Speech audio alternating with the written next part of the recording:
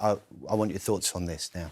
Would Nigel Farage make a better Prime Minister than Keir Starmer? A new poll by More in Common found the public believes both men are equally likely to be in the top job after the next election. Have a look at this. 13% of people say they think the Reform leader, Nigel Farage, is likely to be the next Prime Minister. The same proportion who think it'll still be Sir Keir Starmer. 10% think it will be a different Tory leader, not the current one, down there at 5%, poor old Kemi Badenoch. 5% only think it's going to be her. 40% said they don't know who the next PM is going to be there. I mean, there are two slightly different questions here. Yeah. The question here in the poll is who will be. Yeah. We're asking who should be. Yeah. Mike, is there any difference between the two for you? Yeah, there is. The question I'll answer is who is fit to be Prime Minister of this country? And I would say Nigel Farage looks more like a leader. Now, I'm not even getting political here and talking about his policies, but he looks more like a leader to me than any of the others. Starmer has failed absolutely as a leader of this country. He's U-turned on almost every policy. He's let his Chancellor introduce policies which I think are going to bankrupt the country, which have attacked old people, which have attacked farmers. Terrible, terrible leadership from Keir Starmer. Kemi Badenoch hasn't cut through. If you stop people in the street, hardly anybody would know who she is. But Farage is the outstanding candidate. When the farmers came to town, they came to Westminster Square, who was up on the front of the tractors, lobbying for the farmers? It was Nigel Farage. It wasn't Kemi Badenoch. So I would say he has all the qualities of leadership. And from my point of view, I'm a lifelong Tory. I'm a Thatcherite. I do like some of his policies, and I think so will the Red Wall. Haven't we had enough of that kind of populism, that kind of banner waving, rather than... Why do you describe it as populism?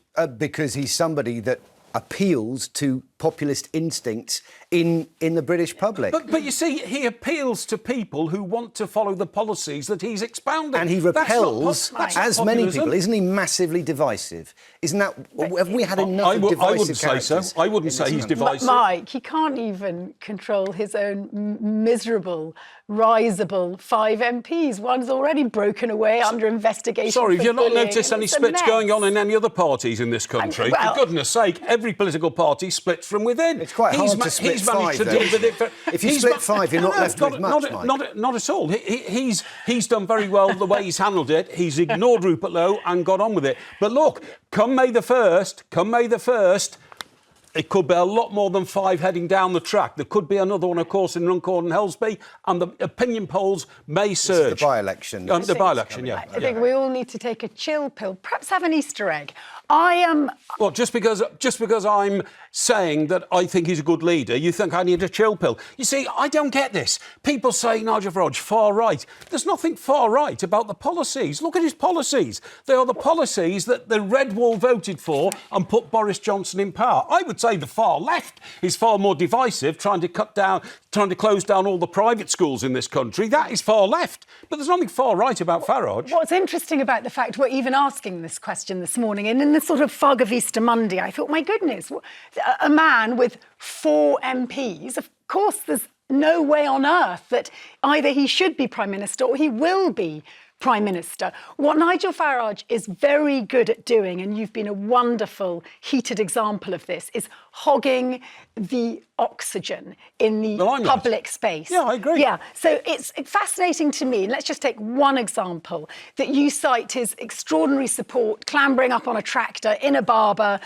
giving it laldy when it came to supporting the farmers. But if you dig around in his actual policies, he is pro importing American agricultural produce, which works to lower husbandry standards, which would undercut our farmers gravely, and is something that actually you'll discover they don't support. So there's this sort of, if you like, cognitive dissonance between what Nigel Farage says and what he would actually do, which is, by the way, what's happened with Trump in America. You vote one thing and get another. You've picked on one policy, and that's I can pick on another. Have you time for another? And the agricultural policy. To be fair, Mike, it was the one you picked. You actually said it was the farmers. Yes, I did. Who he represents. But he's already said he will support farmers in this country. And I'm explaining to you why... He's not in a position yet to do that because he's not Prime Minister. But the idea that we import food from America and it bankrupts farms in this country is nonsense. How would you say farmers are doing since Brexit, Mike? I would say they're doing very well if they were left alone and allowed to grow food in this country. But they've been hit time and time again. They're having to give up their land for net zero, another nutcase far-left policy which will bankrupt the country. They're struggling to find workers to work in their fields since Brexit stopped freedom of movement to allow those people to come in the country. No, I don't see that. I don't see shortage of food on our supermarket shelves. So we have a good agricultural policy. And what about the projected this month increase in 0.2% in food costs because of the bureaucracy which is finally going to have to be implemented? Are you pro that? No, a lot of that comes from our dealings with Europe because unfortunately Europe tried to punish us because of Brexit, and they put red tape and tariffs in the way of food that we, generally speaking, have imported from Europe for decades, but it's now more difficult. I'm sorry, I blame the Europeans on that, not the UK. And let's now go to Trump, because, of course, Farage's winning card, his golden ticket, was always this wonderful relationship he allegedly has with Trump. It actually has left him, I think, a bit bewildered as how to move forward because of Trump's heinous disloyalty in relation to the Ukrainian war, this kind of Orwellian way of suddenly saying right is left and invasion is the fault of the recipient of the invasion and not the instigator of it. So Farage's position on that has been pretty equivocal recently because he knows the British public, quite rightly, stand firmly behind their ally Ukraine. And that's a good thing if he wants to be Prime Minister. You said he's bewildered. I would say he's been very diplomatic in not expressing strong opinions one way or the other. That's what we need in a leader. OK, well, the poll shows people believe he is as likely as Keir Starmer to be the next Prime Minister. Let's find out why. Ian, in West Yorkshire, do you think that's what's going to happen and do you think that's what should happen? Well, first of all, I would reframe the question. I would think, can Farage be a worse Prime Minister than Starmer? Because I used to be a fan, a bit of a champion for him. But then I realised it's more a case of the vicissitudes that we find ourselves in because of the failure of the Tories and now Labour. Was I just a fan of Farage because I think things can't get any worse? He's better than the alternatives, but now... Just to be clear... I'm still not sure about that, but I'm not necessarily thinking that he's going to be a good Prime Minister. OK, so just to be clear about this, you were a fan of Farage or you were a fan of Starmer? No, Farage. You're a fan of Farage, and now you just think he's the least worst possibility of the three that you're faced with at the moment? Yes. Ian, might I just ask you, in relation to the way in which Starmer's conducted himself in the face of the current global crisis, with the Trump administration pulling the rug from under Ukraine's feet, trying to find some unity with our European neighbours, are you still an outright critic of Starmer? Yes. I mean, I think it's difficult. With politicians, you know, this obviously deal with such a wide range of issues. So some issues you're going to think are very good, but then on other issues I'm going to be like diametrically opposed to. So, for example, I feel Starmer now has become the foreign policy Prime Minister and he's kind of abandoned like national policies. So, for example, do you not think, Ian, there is a danger in trying to make the job of PM look too easy and simple, and that if we are attracted to people that come forward with simple solutions for incredibly sophisticated problems, haven't we learned what that gives us? Didn't we learn that from Boris Johnson? I understand that, but I think Keir Starmer overall is fundamentally just, I would say, opposed to Britain because I see him as a globalist.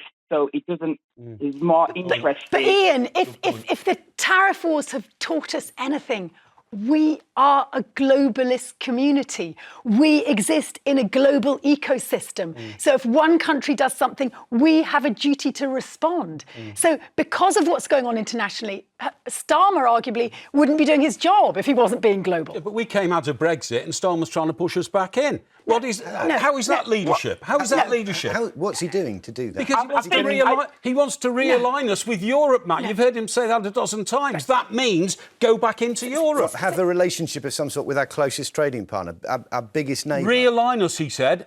And that means go Okay. back into Europe. Listen, I want to take as many calls as we can in the time we've got. Maggie's in Manchester. Thank you for your call, Ian. Maggie, what do you reckon? Starmer or Farage for you as the next PM? Farage, because Farage. Starmer's a wet lettuce. Starmer's a wet lettuce. Why is that? He's a wet lettuce. He's got no emotion in his voice. He has no compassion. He's two-faced. And what else can I say? And OK, I so think the he's first willing two are matters of personality.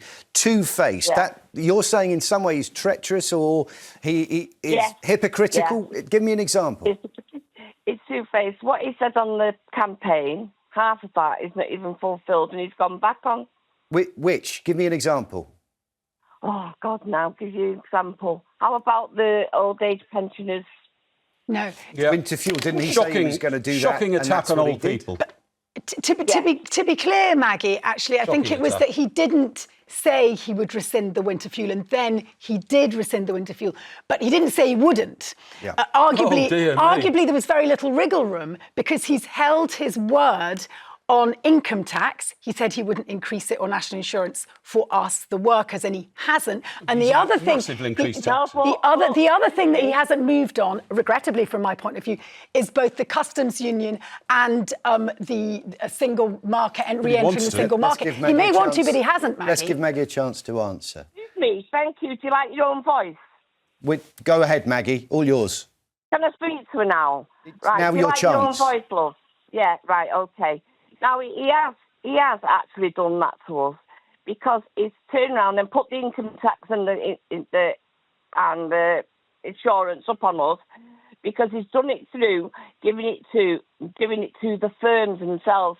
Because hence, the firms have got to get this. They're actually going to employ less people or have to sack people because they've got this. I agree with you, Maggie, but we knew Right, that here we any go Prime again. Minister who was elected in 2024 was going to inherit a poisoned chalice, not enough money in the kitty. So where does the money come from? Okay, right. Now, you have got quite a lot of people in this country with lots of money, more than what the old age pensioners have got, okay? And why not try and tax them? OK. Listen, thank you, Maggie. Thanks for your call on that. Thanks for all your calls. Whoever inherits that being the next PM, chances are they're going to have some difficult sums and some difficult decisions to make.